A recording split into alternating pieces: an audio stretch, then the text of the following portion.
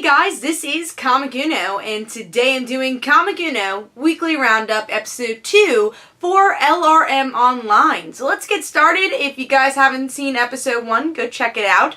And this is a show where I kind of do a weekly roundup on everything. News, especially comic book related, talk about some TV shows, movies, comic books. So let's get started with the news section. We have a lot of comic book news / comic book media news that came out this week. So let's get started. First thing is that Invincible is ending at issue 144. This is one of Robert Kirkman's definitely popular series, one of his earlier series, and one of my favorite indie titles, and I guess titles in general. I've been reading this title since I won't say since the beginning, but since probably issue 50s I've been reading it, so it's been a while, and of course I caught up with the trades, reading all the issues of the series, and I really like it. I like the take it has on the superhero genre, and it's sad to see it go, but with Robert Kirkman's interview, he did say he didn't want to pass it on to somebody. He wanted to kind of just end it, and you never know, maybe it'll be picked up again, but I am excited to kind of have a final ending with this series, even though I still want that TV show to happen. Alright, so let's move on to the next news piece, which is Annie and MJ getting costumes for Renew Your Vows. So they are going to be joining the superhero business with this new Marvel Now title. Now I am still very excited for Marvel Now's title for Renew Your Vows. Definitely one of my most exciting or most anticipating titles. And I'm a little bit on the fence though with these costumes. I think I did like the interview that Ryan Stegman had saying that Annie is so shielded up because, hey, if you're bringing in your child to be a superhero, of course you're going to kind of pad them up. But then as a costume design idea and as looking for more of what looks good on the page, I didn't love the costume. I thought there was a little bit too much going on. But I do like the idea that Ryan Stegman did think that much about the costume. But hopefully, once we read issue 1, 2, and as we see this costume go on, I'll get used to it. But I do think it's a bit crowded, the costume. Now, moving on to Mary Jane, there's a lot of Mary Jane news this week, which we'll get into later. But yeah, with Mary Jane, I don't think she needed a costume. Not saying that she can't be in the action. I still think that she could be in the action in different ways. I don't think Mary Jane's character is so much a superhero unless it's like this Elseworld. I know that Renew Your Vows is the Elseworld story, but I mean where she like started out as a superhero or something, because this is pretty much the same character we've had except a married character. But yeah, the costume also I don't think worked that well. I didn't really like the white. I didn't think it worked. If I was going to do a costume for Mary Jane, I would have done the leather, like a leather coat or something, making her maybe wear a mask of some sort, that way she has a secret identity, but I feel like she would go more of the plain route. Now, I know she's very much into fashion, and she was a model, so that's understandable, but I don't think she'd go a flashy route for her costume. I don't think she would want to be a superhero that much, but we'll see how it plays out in the actual comic, which I'll definitely be picking up in the fall and still excited for, even if I don't really get the costumes. Alright, so moving on to some news that I was really excited about, and that is Runaways getting a TV show. I am a huge Runaways fan. A lot of Marvel news, I just noticed. But last week there was a lot of DC news. But yeah, Runaways, I love the series. Been reading it from the beginning, and I think there's a lot of great diverse characters here. Excited to see how they're going to introduce it, especially because some of them are mutants and are connected to the X-Men and other franchises, having connections to Skrulls, which is kind of a touchy subject if that is owned by Marvel or not, or if Fox and Marvel have shared rights to that. So we'll see, but yeah, I'm really excited.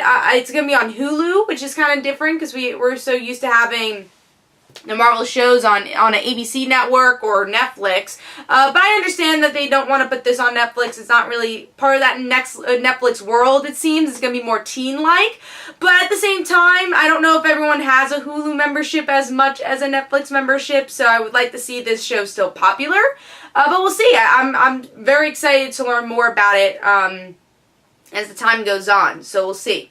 So, last news piece here is that Zendaya will be playing Mary Jane in Spider-Man Homecoming. So this is not completely confirmed, but everyone's talking about it. And I have to put my 2 cents. And I have to say, I really like this casting for Mary Jane. I think what's important is her personality. I've seen Zendaya in interviews, I've seen her in other shows, and I think she could get Mary Jane's personality down right. I didn't love Kristen Dunst's Mary Jane. She was okay for the time, but I want to see Mary Jane finally on screen. I'm a huge fan of the character, and I think Zendaya could be really the person and actress to be and bring this character to life. So, really excited for Zendaya as Mary Jane. So, that is all the news. That was about 4 news pieces. Now we're going to move on to TV shows. Now, I usually have a movie segment, but I didn't see a movie this week, so no movie segment. But we are moving on to the TV show of the summer, the show everyone's talking about that I finally started binging, almost done binging actually, and that is Stranger Things. So yes, finally binged this show. Probably will do a full review of it on my channel, Comic Uno, once I finish it. I'm up to episode 5. And also, we do have a Media Madness on our YouTube channel, Comic Frontline. If you want to see a full show of us talking about Stranger Things, that is on Thursday at 10 p.m. Eastern Time. But talking about Stranger Things, I could say the same thing that everyone's saying. It's a really cool 80s montage, or not montage, it's an 80s homage. That's something I really enjoy about it. Now, I'm not an 80s kid, but I do like horror movies, and I like them playing on the tropes of horror movies, and it's interesting that the tropes that we know are twisted and making these characters important. I think with horror movies, it's all known that they're 2-dimensional characters. They're never actually real 3-dimensional characters. They're characters that are easily killed off, and then you follow a character where they do something stupid, and you're like, oh my god, I want them to live because they did that stupid thing. And it made me think about that character. So I think that's the reason why we like a character in a horror movie, not because we actually like their characterization. And Stranger Things kind of changes that. And of course you have some popular movies like Aliens, you would care about those main characters, but it meshes that. It meshes like Aliens, it meshes like other horror movies. Aliens really is the one that is in the top of my mind when you think about this show, but E.T. is another one. E.T. is a good one, and I feel like it plays with the horror trope really well, and there's things that you expect because you know the rules of horror. If you ever seen Scream, you know the rules of horror, and that's a movie that makes fun of it, but yeah, and it doesn't follow those rules, and it meshes a lot of cool things. I really like the characters, great acting, and like I said, I'm going to do more of a bigger review on that for my channel most likely, but definitely watch it if you haven't. It's only 8 episodes. It's something very different, and especially if you're an 80s kid, I think you should watch it, because it feels like an 80s movie, just better quality. So I totally think you should watch it. Now moving on to, instead of a movie, like I said, I didn't see a movie this week, so I'm going to be talking about a graphic novel that came out this week, and that was Teen Titans Earth 1 Volume 2. So I did do a review for this on my channel, and I was a little disappointed with Teen Titans Earth 1. Without spoiling, I don't think this really needed a continuation after reading it. Not a ton happens.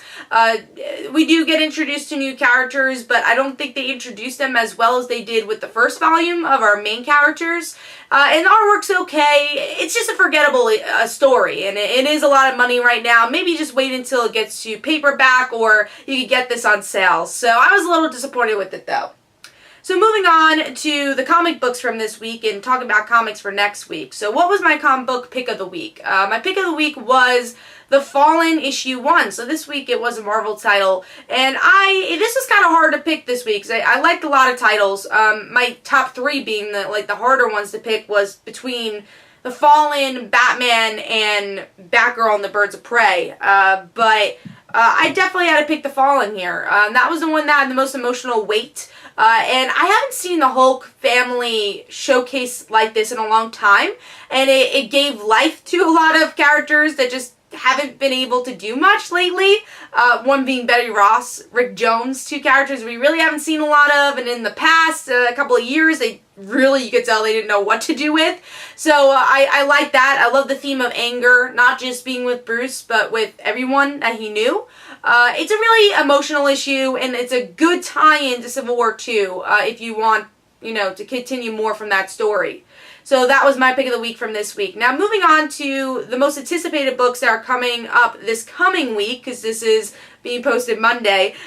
We are talking about the books coming out Wednesday, and these are my most anticipated. In order, too. So number 3 is Batgirl issue 2. I am a huge Barbara Gordon fan, and I like the first issue of Batgirl, and I'm looking forward to seeing where it goes. I like this whole martial arts type thing they're doing. We saw that a little bit in issue 1. I liked Kai as a supporting character, and hope to see that continue in issue 2. Moving on to my number 2 pick, which is Archie issue 11. Archie, I just been loving this series so much, and it looks like it's gonna be a Betty and Veronica issue. And whenever it's a Betty issue for me, it's pretty awesome. I love Betty, so just pick up the series if you're not. I try to recommend it to everybody. It's such a good series. Now, my number 1 pick is actually a title we talked about in the news earlier, and that is Invincible, issue 130. It's been on a little bit of a hiatus because Image loves doing that to us, giving us a few issues and then giving us a long hiatus. And it's back. We have Invincible, Adam Eve, Tara. They're going to Earth, and we haven't really seen them there in a long time. So I'm very excited about this, and just excited to be reading Invincible again, even though it won't be, long lasting because it will be ending in 14 issues. But yeah, those are my most anticipated issues. Let me know in the comments below what you thought about all these topics. Let me know what you'd like to see in the next episode of Comic Uno, the weekly roundup. And this is Comic Uno and LRM Online, and I will see you guys later. Bye.